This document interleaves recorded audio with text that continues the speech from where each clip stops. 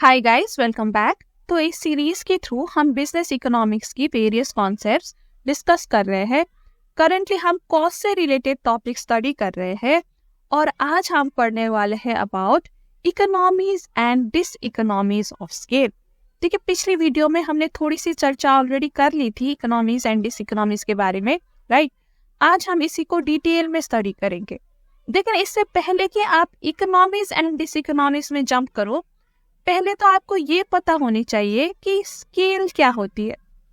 देखिए, कोई भी प्रोड्यूसर ना जब लॉन्ग टर्म में, ठीक है, लॉन्ग टर्म में आपने जो सारे इनपुट्स है वो एक ही साथ इंक्रीज कर देता है, तो उसको हम स्केल को इंक्रीज करना कहते हैं। देखिए, शॉर्ट टर्म में क्या होता है, शॉर्ट टर्म में आपके कुछ इनपुट्स फिक्स्ड होते हैं, राइट। फॉर इंस्टेंस आपकी प्लांट्स एंड मशीनरी, राइट, ये चीजें फिक्स होती है। लेकिन लॉन्ग टर्म में तो आप प्लांट एंड मशीनरी भी इंक्रीज कर सकते हो, राइट। तो नॉर्मली जो चीजें आपकी शॉर्ट टर्म में फिक्स होती है, जब आप इनको भी इंक्रीज कर देते हो ना, एंड अलोंग विद दिस आप अदर इनपुट्स जैसे कि आपकी रॉ मटेरियल्स हो गई, लेबर हो गई, राइट, इन सभी को एक ही साथ इंक्रीज कर देते हो, तो उसको हम स्केल को इंक्रीज करना कहते हैं। तो जब एक प्रोड्यूसर स्केल इंक्रीज करता है ना, तो उसको कई सारे बेनिफिट्स भी होते हैं स्केल इंक्रीज करने के, ठीक है। और कभी कभार स्केल इंक्रीज करने का नुकसान भी होता है। देखिए, हर चीज का दो पहलू होता है, ठीक है।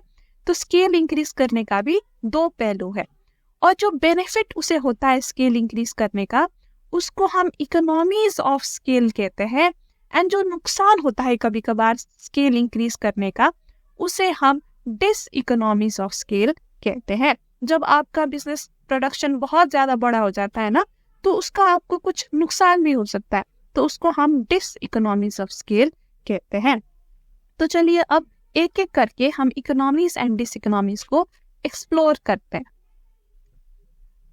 Economies and diseconomies of scale, these occur when the cost per unit decreases as the scale of production increases. Essentially, producing more leads to lower average cost. देखिए, जब आप स्केल इंक्रीज करते हो ना, जो आपकी कॉस्ट है वो लार्जर आउटपुट में डिस्ट्रीब्यूट हो जाती है, ठीक है, जिसकी वजह से आपकी कॉस्ट पर यूनिट कम हो जाती है, या फिर आपकी एवरेज कॉस्ट कम हो जाती है। और सिर्फ एवरेज कॉस्ट नहीं, ओवरऑल जो आपकी कॉस्ट है ना, वो भी आपकी कम हो सकती है जब आप स्केल इंक्रीज करो। अब उसके लिए वेरियस फैक्टर्स है, ठीक है, जैसे कि स्पेशलाइजेशन। देखिए, लार्ज स्केल में जब आप प्रोड्यूस करते हो तो आप स्पेशलाइज्ड मशीनरीज यूज कर सकते हो ईच प्रोसेस के लिए, राइट, जो कि शॉर्ट टर्म में पॉसिबल नहीं था। और ये जो मशीनरीज है ये आपको ज्यादा एफिशिएंटली आउटपुट प्रोड्यूस करके देगी। सिमिलरली, आप स्पेशलाइज्ड लेबर्स हायर कर सकती हो ईच प्रोसेस के लिए, जो अगेन आपको एफिशिएंटली काम करके देगी और आपकी कॉस्ट को रिड्यूस करेगी। सिमिलरली, लार्ज स्केल में बेटर यूज ऑफ रिसोर्सेज भी होता है। आप सारे रिसोर्सेज को उनके ऑप्टिमम कैपेसिटी में यूज कर सकते हो, राइट, जो आपकी कॉस्ट को लोअर करती है। सिमिलरली, बल्क परचेसिंग भी आप करते हो। जब आपको बहुत सारे आउटपुट्स प्रोड्यूस करने होते हैं, तो आपको बहुत सारे रॉ मटेरियल्स भी चाहिए होते हैं, राइट, और बल्क परचेज करने में आपको डिस्काउंट्स मिलते हैं कई सारे, तो इसकी वजह से भी आपकी कॉस्ट कम हो जाती है। तो ये तो बात हुई सारे बेनिफिट्स ऑफ स्केल की, कि आपको क्या बेनिफिट्स होते हैं। देखिए, कॉस्ट से रिलेटेड आपको बेनिफिट्स हो सकता है, एफिशिएंसी से रिलेटेड हो सकता है, ठीक है। तो ये सारे बेनिफिट्स को हम इकोनॉमीज ऑफ स्केल कहते हैं, यानी कि स्केल इंक्रीज करने का फायदा। अब हमने कहा था कि स्केल इंक्रीज करने का नुकसान भी हो सकता है, राइट, उसको हम डिस इकोनॉमीज ऑफ स्केल कहते हैं। देखिए, on the flip side, these occur when the cost per unit increases as the scale of production continues to grow. देखिए, अगर आपकी स्केल कंटिन्यू टू ग्रो करती है, आप बहुत ज्यादा बड़े हो गए ना, तो आपको सर्टन नुकसान भी झेलना पड़ सकता है स्केल का। This might happen due to inefficiencies arising from overly large operations, जो कि कम्युनिकेशन इश्यूज पैदा कर सकती है या कोऑर्डिनेशन प्रॉब्लम्स पैदा कर सकती है। देखिए, आपके एक डिपार्टमेंट दूसरे डिपार्टमेंट से कोऑर्डिनेट नहीं कर पा रही बिकॉज ओवरली लार्ज है आपकी ऑर्गेनाइजेशन, ठीक है, कम्युनिकेशन टाइमली नहीं हो रहा, जिसकी वजह से इनएफिशिएंसीज आ रही है काम पे और आपके कॉस्ट इंक्रीज कर रही है। तो ये सिचुएशन को हम डिसइकोनॉमीज ऑफ स्केल कहते हैं। डिसइकोनॉमीज जनरली अकर होती है जब ओवरली लार्ज हो जाता है आपका ऑर्गेनाइजेशन, ठीक है। तो इकोनॉमीज एंड डिसइकोनॉमीज आपको सरफेसली थोड़ा सा समझ आ गया, राइट। अब जो ये इकोनॉमीज एंड डिसइकोनॉमीज है ना, which arises out of large scale production, हम इसको 2 कैटेगरीज में डिवाइड कर सकते हैं, ठीक है। पहले तो internal economies and diseconomies and second is external economies and diseconomies. अब आपको नाम से ही थोड़ा बहुत समझ आ रहा होगा, राइट। देखिए, इंटरनल इकोनॉमीज वो इकोनॉमीज है, वो फायदा है जो आप कंपनी के अंदर, आपके ऑर्गेनाइजेशन के अंदर फील करते हो, ठीक है। जब आप अपना स्केल बढ़ाते हो तो आपको इंटरनली क्या फायदा होता है या क्या नुकसान होता है, उसे हम इंटरनल इकोनॉमीज एंड डिसइकोनॉमीज कहते हैं। लेकिन अगर आपकी सिर्फ आपकी बिजनेस नहीं, ठीक है, आपकी बिजनेस जिस इंडस्ट्री में है, अगर वो पूरी इंडस्ट्री ग्रो कर रही है, तो आपको एक्सटर्नली क्या फायदा होता है या एक्सटर्नली क्या नुकसान होता है, उसको हम एक्सटर्नल इकोनॉमीज एंड डिसइकोनॉमीज कहते हैं। तो आज हम क्या करेंगे, पहले हम इंटरनल इकोनॉमीज के बारे में पढ़ेंगे और हम वेरियस फैक्टर्स देखेंगे जो इंटरनल इकोनॉमीज एंड डिसइकोनॉमीज को कंट्रीब्यूट करती है, ठीक है। फिर हम एक्सटर्नल पे आएंगे और हम ये देखेंगे कि क्या ऐसे फैक्टर्स है जो एक्सटर्नली इकोनॉमी हमारे लिए ले आ सकती है, यानी कि फायदा ले आ सकती है, एंड क्या वो फैक्टर्स है जो एक्सटर्नल डिसइकोनॉमीज ले आ सकती है। तो चलिए स्टार्ट करते हैं with internal economies. Internal economies, diseconomies, these advantages and disadvantages occur within a single company as it changes its scale of production। एक सिंगल कंपनी जब अपनी स्केल इंक्रीज कर देती है तो उस कंपनी के भीतर भीतर क्या एडवांटेजेस देखने को मिलते हैं और क्या डिसएडवांटेजेस देखने को मिलते हैं, उसको इंटरनल इकोनॉमीज या फिर डिसइकोनॉमीज कहा जाता है, ठीक है। Internal economies of scale involve cost advantages due to companies own expansion, ठीक है। एक्सपेंशन की वजह से जो कॉस्ट एडवांटेज मिलता है उसको इकोनॉमीज कहते हैं। While internal diseconomies might arise from inefficiency within companies operation. जब कुछ ज्यादा ही लार्ज हो जाता है तो इनएफिशिएंसीज भी देखने को मिलती है कई जगह, उसको हम इंटरनल डिसइकोनॉमीज कहते हैं। Now internal economies and diseconomies are of the following main kinds. So क्या क्या है, देखिए, पहले तो टेक्निकल इकोनॉमीज एंड डिसइकोनॉमीज, फिर managerial economies diseconomies, commercial economies and diseconomies, financial and then risk bearing economies and diseconomies. तो ये 5 main प्रकार के इकोनॉमीज एंड डिसइकोनॉमीज आपको देखने को मिलता है, ठीक है। तो एक एक करके देखते हैं कि ये एक्चुअल में है क्या, ठीक है। Starting with technical economies and डिसइकोनॉमीज।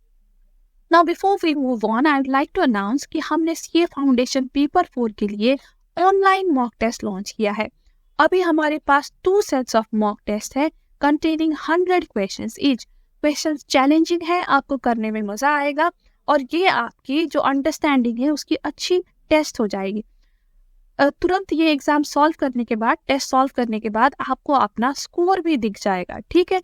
और स्कोर में नेगेटिव स्कोर भी शामिल है, तो आपको ये पता चल जाएगा कि करंट मेरी प्रिपरेशन लेवल से मैं एग्जाम में कितना स्कोर ले आ पाऊंगा, ठीक है। बिल्कुल एग्जाम फॉर्मेट पे हमने ये टेस्ट बनाया हुआ है और सबसे अच्छी बात, आप ये घर बैठे बैठे अपने फोन में या लैपटॉप में इजीली अटेम्प्ट कर सकते हो, ठीक है।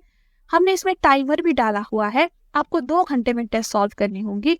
लेकिन अगर आपको टेस्ट देते वक्त कुछ दिक्कत हो गई, ठीक है, कहीं जाना पड़ा, तो आप टाइमर को पॉज भी कर सकते हो और लॉग आउट कर सकते हो। दोबारा जब आप लॉग इन करोगे तो जहां से आपने स्टॉप किया था ना, वहीं से आप दोबारा शुरू हो जाएगा। तो देखिए, हमने टाइमर इसलिए लगाया है कि 2 घंटे में सॉल्व करने की भी आपको प्रैक्टिस होनी चाहिए, राइट, क्योंकि एग्जाम में तो आपके पास लिमिटेड टाइम होती है। तो हम चाहते हैं कि ये मॉक टेस्ट के थ्रू आपकी अच्छी प्रैक्टिस हो जाए एग्जाम के लिए, ठीक है। जो भी आपके डाउट्स थे वो भी क्लियर हो जाए। हर क्वेश्चन के नीचे ना हम डिटेल्ड एक्सप्लेनेशन दिया है और वो एक्सप्लेनेशन आपको देखने को मिलेगा once you complete the test. आप एक बार अपना स्कोर चेक करो and then you can revisit your test again. फिर आपने कहाँ कहाँ पे गलती किया है आपको दिख जाएगा और आप हर क्वेश्चन का जो एक्सप्लेनेशन है वो पढ़ सकते हैं और आपको बहुत ही क्लैरिटी मिलेगी कॉन्सेप्ट में। और ये अवेलेबल है at only a nominal fee of ₹100। तो आई होप आप इसका फायदा उठाओगे। बहुत सारे स्टूडेंट्स उठा चुके हैं, तो आप भी पीछे ना रहिए, यही मैं सजेस्ट करती हूँ। टेस्ट का जो लिंक है वो आपको डिस्क्रिप्शन में मिल जाएगा, ठीक है। डिस्क्रिप्शन में हमारा टेलीग्राम चैनल का भी लिंक है, आप टेलीग्राम चैनल भी हमारा ज्वाइन कर सकते हैं। आपको टेस्ट से रिलेटेड कोई दिक्कत हो या जनरली भी आपको ये पेपर 4 से रिलेटेड कोई दिक्कत हो, सीए फाउंडेशन से रिलेटेड कोई दिक्कत हो, तो टेलीग्राम चैनल में भी आप हमको रीच आउट कर सकते हैं। Okay, so let's move on now. Okay, तो स्केल इंक्रीज करने से आपको टेक्निकली क्या फायदे होते हैं और क्या नुकसान होते हैं वो डिस्कस करते हैं। पहले तो फायदे की ही बात करते हैं। देखिए, large scale production allows for specialised and efficient utilisation of factors, specially machinery, reducing the per unit cost.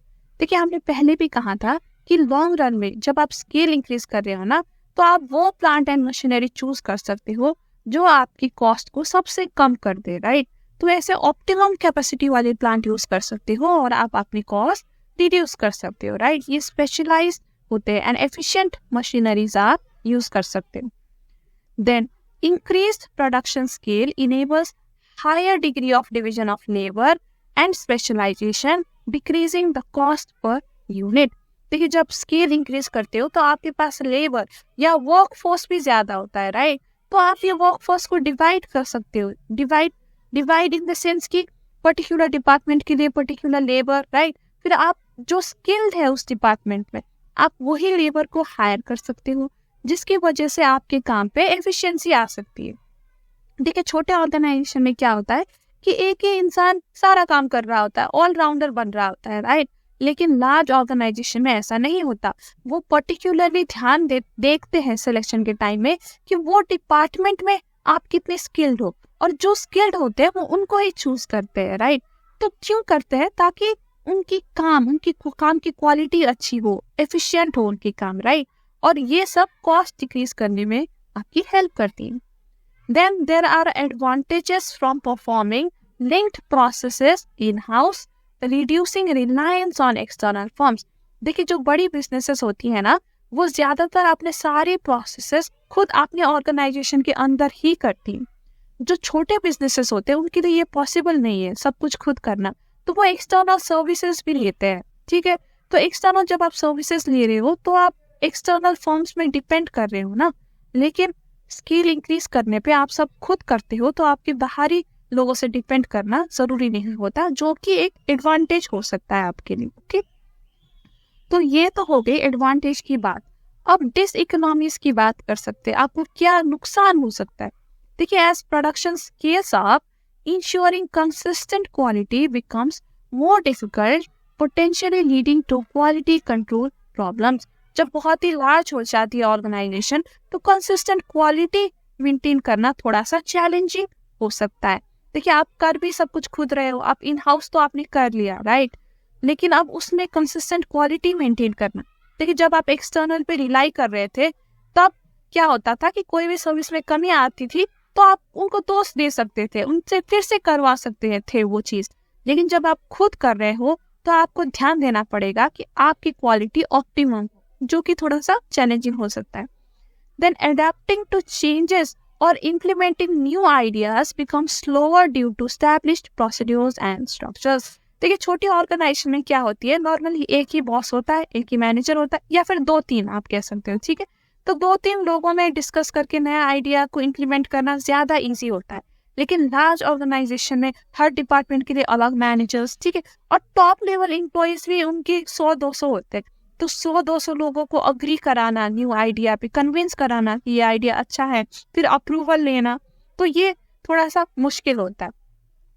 Then again, larger businesses might face limitations in adopting new technologies quickly due to legacy system, integration complexity and resistance to change. अगर आप कोई भी technology में change ले आना चाहो तो वो भी बहुत प्रॉब्लम होती है लार्ज ऑर्गेनाइजेशन में, क्योंकि आप सिर्फ एक डिपार्टमेंट में चेंज नहीं कर सकते ना, आपको सारे में करना पड़ेगा।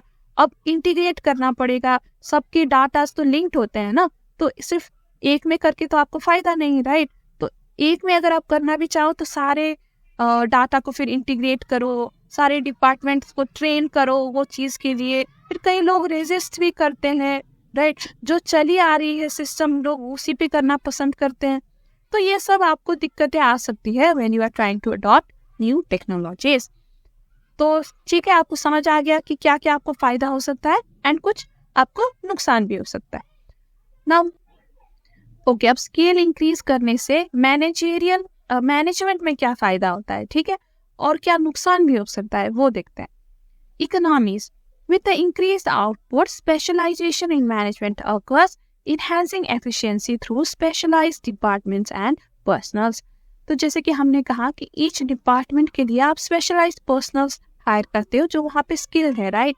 और एक पर्टिकुलर मैनेजर होता है हर डिपार्टमेंट का जो उस डिपार्टमेंट ऑफ काम ओवरसी करता है और इंश्योर करता है कि काम efficiently and high quality output आप निकाल रहे हो। तो ये फायदा होता है ऑर्गेनाइजेशन को। Then decentralisation and mechanisation enhance managerial productivity in large firms। देखिए लार्ज फर्म्स में क्या आता है कि जो एक मेन बॉस है उसको सब कुछ ओवरसी नहीं करना पड़ता, राइट। वो अपनी पावर मैनेजरियल जो कैपेसिटी है वो डेलीगेट कर देता है। जैसे कि ये फर्स्ट डिपार्टमेंट का एक मैनेजर, दूसरे डिपार्टमेंट का दूसरा मैनेजर जो ये डिपार्टमेंट की काम ओवरसी कर रहा है, थर्ड डिपार्टमेंट का थर्ड मैनेजर जो ये डिपार्टमेंट के लिए डिसीजन ले रहा है, ठीक है। तो इस तरह से जो रिस्पॉन्सिबिलिटी है वो बढ़ जाती है और ये ओवरऑल फायदा हो सकता है ऑर्गेनाइजेशन को कि there are different managers overseeing different processes. तो ये तो हो गई फायदे की बात। अब नुकसान क्या हो सकती है? देखिए, beyond a certain limit increased scale causes communication challenges and complexity, hampering decision making and coordination. अब आपने कई सारे डिपार्टमेंट्स तो बना दिया लेकिन डिपार्टमेंट्स एक दूसरे में कम्युनिकेट करने में क्या वो एफिशिएंट है? देखिए, for a small organisation communication ज़्यादा एफिशिएंट होती है, लेकिन जब ऑर्गेनाइजेशन लार्ज होती है तो चैलेंजेस आ सकती है कम्युनिकेशन में, कोऑर्डिनेट करने में एक दूसरे के काम, ठीक है, उसमें चैलेंजेस आ सकता है और डिसीजन मेकिंग भी कभी कभार हैम्पर हो सकती है। Increase size leads to more complex managerial structure, bureaucracy and inefficiency. देखिए, ब्यूरोक्रेसी क्या है? कॉम्प्लेक्स मैनेजरियल स्ट्रक्चर होने की वजह से ना ब्यूरोक्रेसी सेट इन होती है। जैसे कि फॉर इंस्टेंस मान लीजिए मैं एक लार्ज ऑर्गेनाइजेशन में एक लोअर लेवल एम्प्लॉय हूँ, ठीक है, मैं ए हूँ सपोज। अब मुझे कोई भी एक डिसीजन लेना है तो पहले मुझे अपने बॉस से अप्रूव कराना पड़ता है, ठीक है। तो मैंने अपने बॉस को एक रिटर्न अप्रूवल भेजा, अब ये बॉस को अपने बॉस से अप्रूव कराना पड़ता है, ठीक है। अब ये बॉस को अपने बॉस से, तो इस तरह से कहीं लेवल्स ऑफ हायरार्की होते हैं लार्ज ऑर्गेनाइजेशन में। तो एक सिंपल डिसीजन लेने के लिए भी मुझे कितने स्टेप्स ऊपर जाना पड़ता है, राइट, और कितना वेट करना पड़ता है मुझे। तो इसकी वजह से इनएफिशिएंसी सेट इन हो जाता है और आप क्विकली डिसीजन नहीं बना सकते। अगर यही छोटी ऑर्गेनाइजेशन होती तो 2-3 लोगों से आप डिस्कस करते, क्विकली डिसीजन ले लेते, राइट। लेकिन लार्ज ऑर्गेनाइजेशन में ये पॉसिबल नहीं होता। तो ये कुछ नुकसान होता है लार्ज स्केल होने का। Now, commercial economies and diseconomies. Economies. Large firms benefit from bulk purchasing, lower material cost and advertising cost per unit falls. ठीक है, बल्क परचेजिंग करने में आपको डिस्काउंट मिलता है जो आपकी कॉस्ट को रिड्यूस करता है, ठीक है, लोअर मटेरियल कॉस्ट हो जाता है and advertising cost per unit also falls. देखिए, मान लीजिए आपकी जो प्रोडक्ट है वो टीवी में एडवर्टाइज करने में 10,000 लगता है आपको, ठीक है। अब जब आप स्मॉल स्केल में प्रोड्यूस कर रहे थे, मान लीजिए सिर्फ 100 यूनिट्स प्रोड्यूस कर रहे थे, तो एडवर्टाइजिंग कॉस्ट पर यूनिट आपका कितना था? देखिए, पर यूनिट आपको ₹100 आ रहा था, राइट। लेकिन मान लीजिए अब आपने 10,000 यूनिट्स ही प्रोड्यूस करना स्टार्ट किया, ठीक है, 10,000 आपकी कॉस्ट है और आपने स्केल इंक्रीज कर दी, now you are producing 10,000 units. तो पर यूनिट आपका एडवर्टाइजमेंट कॉस्ट कितना हुआ? ₹1, राइट। तो देखिए, लार्ज स्केल करने का क्या फायदा हुआ कि जो आपकी एडवर्टाइजिंग कॉस्ट है वो बहुत सारे आउटपुट्स में बट गई, जिसकी वजह से पर यूनिट एडवर्टाइजमेंट कॉस्ट कम हो गया। तो ये स्केल का फायदा है। Then profitably by processing and selling by products. देखिए, लार्ज ऑर्गेनाइजेशन जब कुछ प्रोड्यूस करती है ना तो सर्टन कमोडिटीज बाय प्रोडक्ट्स भी निकालती हैं।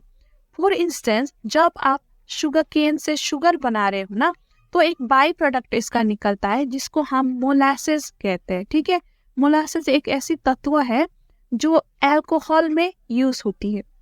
अब जब आप स्मॉल स्केल में अगर प्रोड्यूस कर रहे हो शुगर केन, तो आपकी जो मोलासेस है वो भी कम निकल के आती है।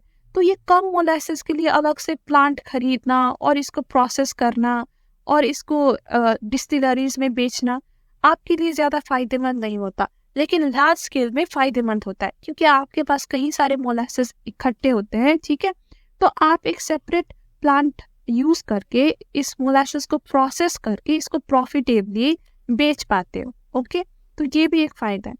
Then economies associated with transport and storage.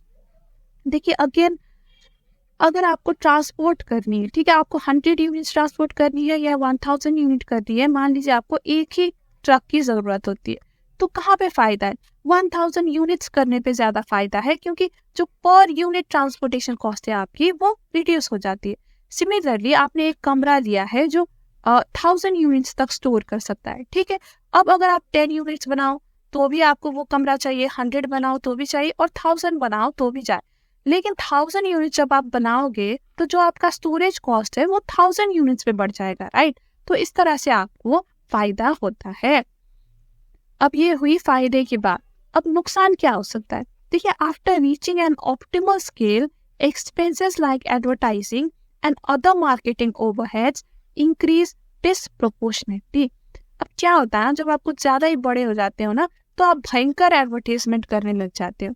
For instance, जैसे कि आप सोचते हो कि चलो अब मेरी सर्टेन रीच है कस्टमर की, लेकिन मुझे अपनी रीच इंक्रीज करनी है, तो मैं क्या करूंगा? मैं कोई सेलिब्रिटी को हायर करूंगा मेरे ब्रांड प्रमोट करने के लिए।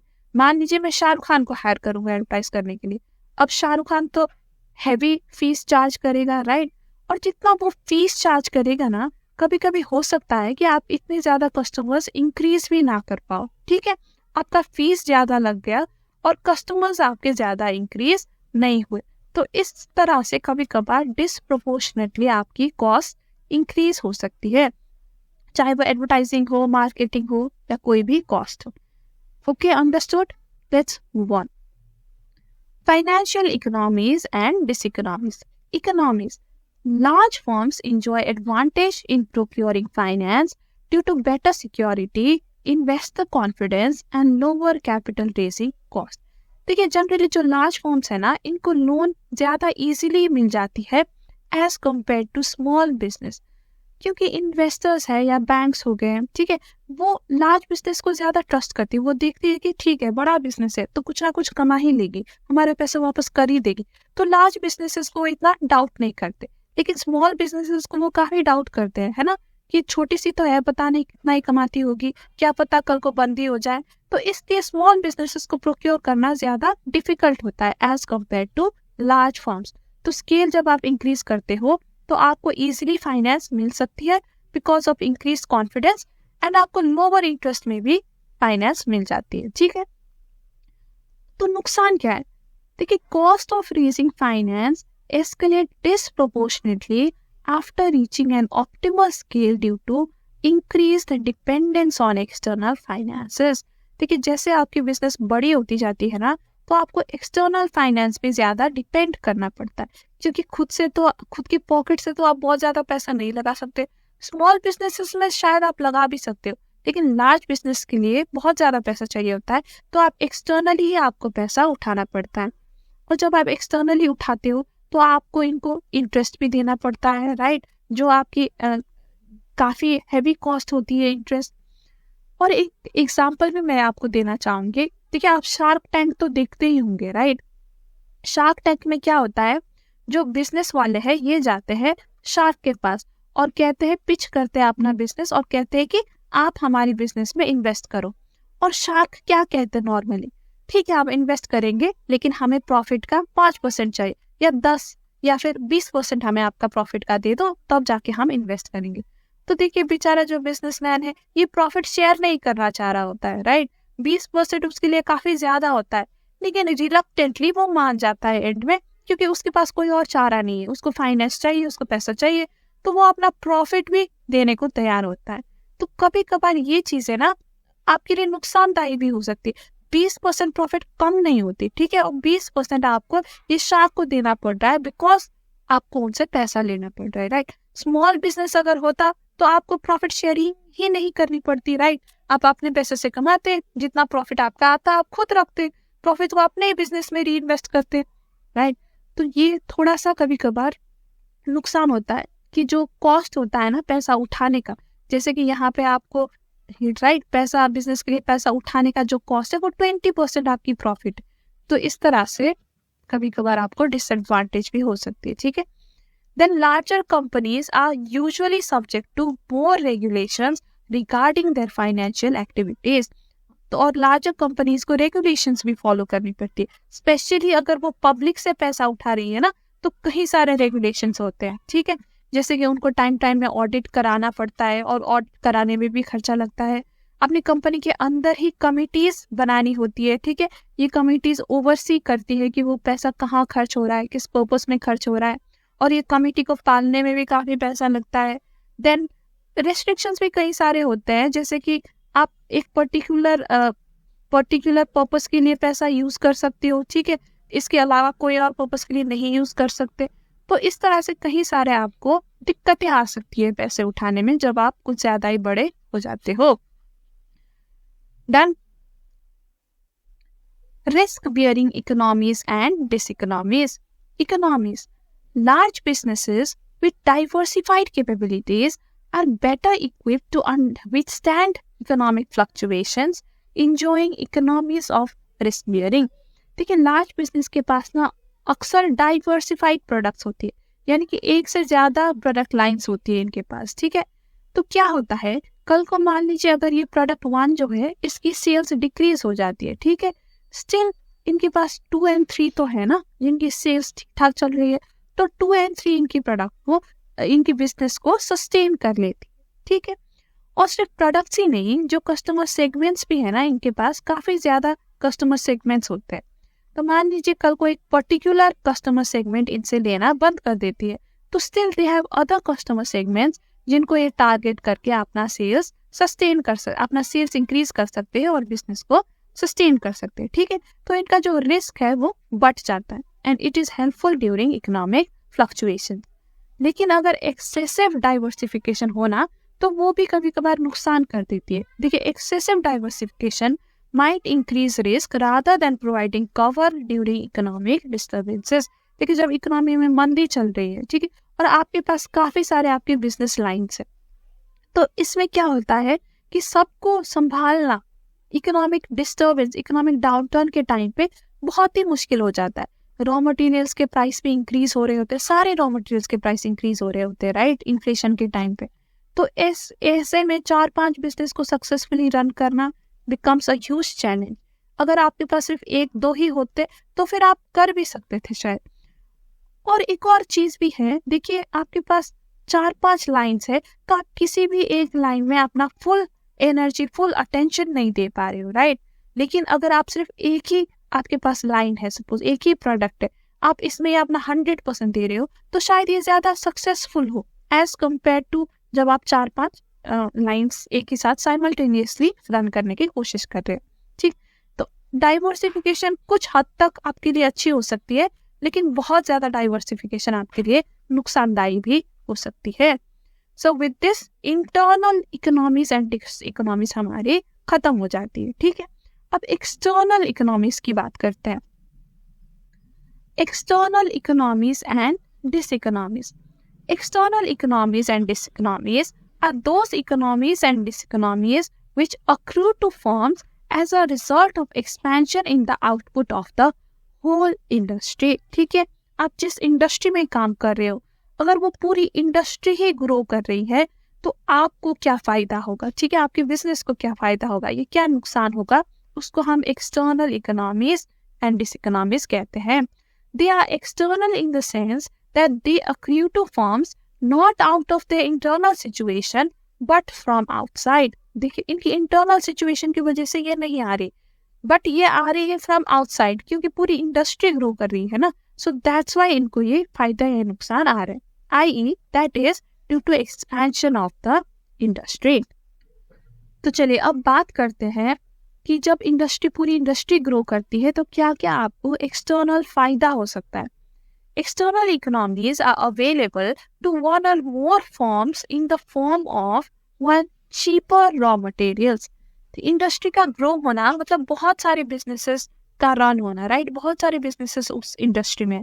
तो इस सिचुएशन में क्या होता है कि newer and cheaper sources of raw materials discover होते हैं, ठीक है, चीपर मशीनरी डिस्कवर होती है, more efficient equipment, efficient machinery discover होती है, जिसको अल्टीमेटली हर एक फॉर्म को उसका फायदा होता है क्योंकि आपकी जो रॉ मटेरियल्स है वो चीपर हो जाती है।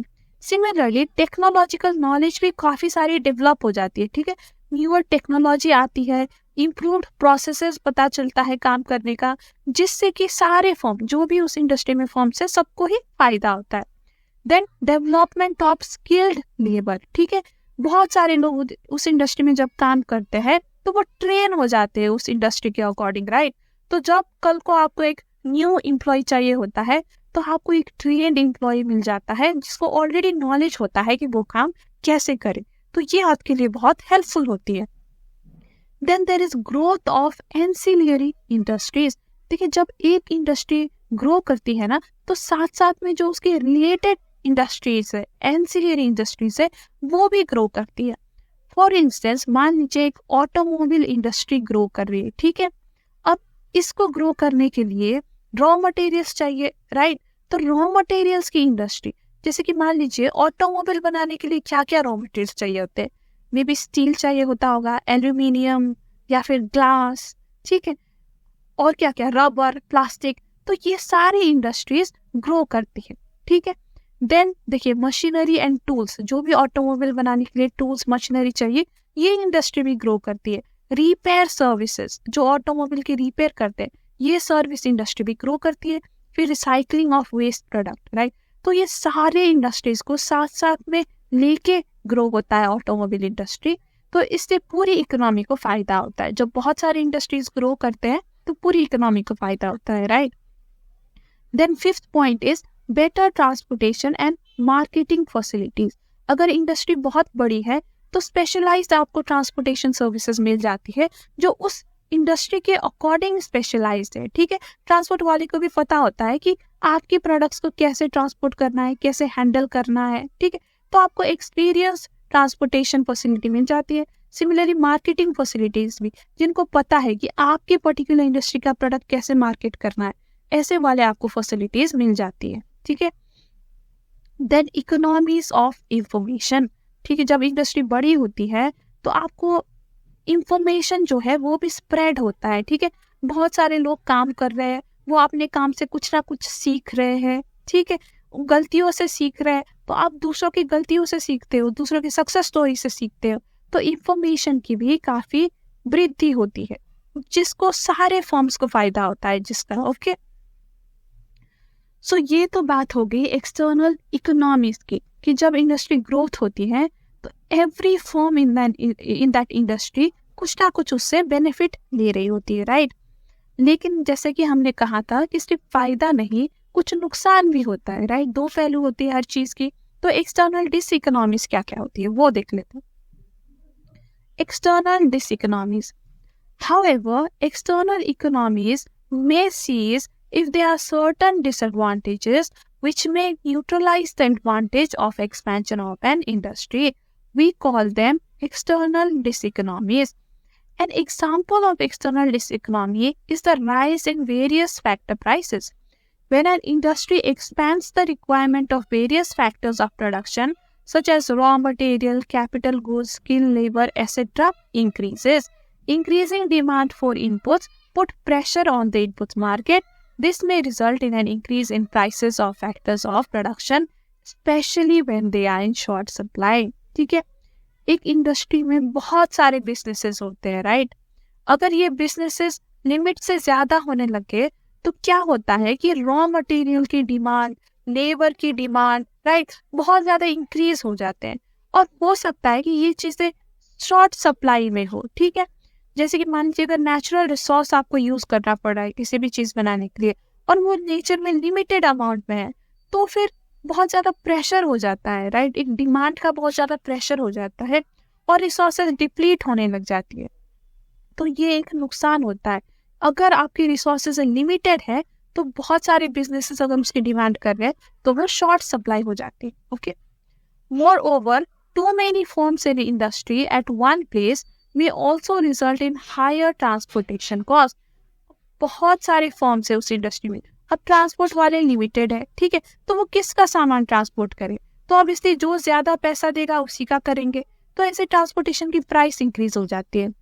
और देखिए, हो सकता है कि आपको तो मिले भी ना ट्रांसपोर्ट सर्विस अपने एरिया में, ठीक है, तो आपको दूसरे एरिया से ट्रांसपोर्टेशन सर्विस लेनी पड़ती है, तो उसका कॉस्ट ज्यादा हो जाता है। सिमिलरली मार्केटिंग का कॉस्ट, क्योंकि बहुत ज्यादा कंपटीशन हो गया ना, बहुत ज्यादा बिजनेसेस हो गए, कंपटीशन हो गया, तो उसकी वजह से कॉस्ट कभी कभार इंक्रीज हो जाती है चीजों की। एंड पोल्यूशन तो है ही, देखिए जहाँ पे इंडस्ट्रियल ग्रोथ होती है वहाँ पे पोल्यूशन होती है, ट्रैफिक में कंजेशन आती है, तो ये टाइप की नुकसान तो होती ही होती है। द गवर्नमेंट में also through its location policy prohibit or restrict the expansion of an industry at a particular place. और अगर बहुत ज़्यादा ग्रो करने लग गई, एनवायरनमेंट का नुकसान करने लग गई, ट्रैफिक प्रॉब्लम होने लग गई, तो गवर्नमेंट भी कभी कभार ग्रोथ को रेस्ट्रिक्ट कर देती है। So these were the external diseconomies. तो ये टॉपिक कुछ ज़्यादा ही मुश्किल तो नहीं था, right? It was quite easy, I hope.